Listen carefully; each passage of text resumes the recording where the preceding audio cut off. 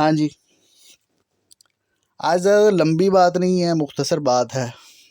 मैंने कहा था मेंढक और मेंढकी में, यानी डड्डू ते डड्डी दी पहचान।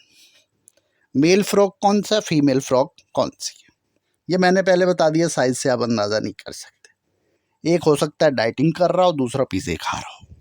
तो साइज से आप कहें कि साइज से मुझे पता चल गया कि ये मेल फ्रॉग है, ये फीमेल फ्रॉग है, ऐसा नहीं है। देखिए, गुजारिश ये है, दिन के टाइम आप किसी तालाब के किनारे चले जाएं, आपको कोई आवाज़ नहीं आएगी, बिल्कुल खामोश। ऐसा ही है जैसे ऑफिस टाइमिंग में जब आप ऑफिस होते हैं तो घर में बिल्कुल खामोशी।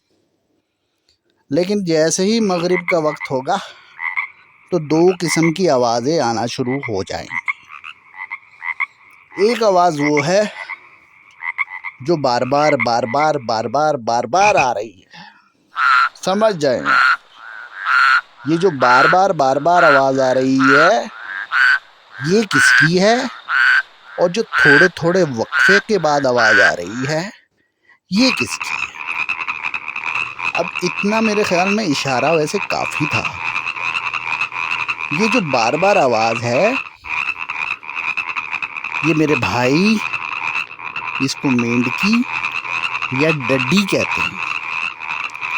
इसको आप तुसी जो मर्जी कर ले हो, जिन्ना मर्जी इनू समझा ले हो, तुसी जो कुछ कर ले हो, हाथ जोड़ ले हो, कुछ मर्जी कर ले हो, इन्हें चुप नहीं होना।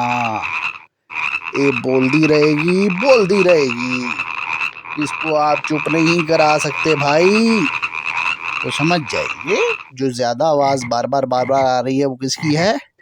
मेंढकी की। और जो थोड़ी थोड़ी देर बाद बेचारा बोलता है वो कौन है? मेंढक।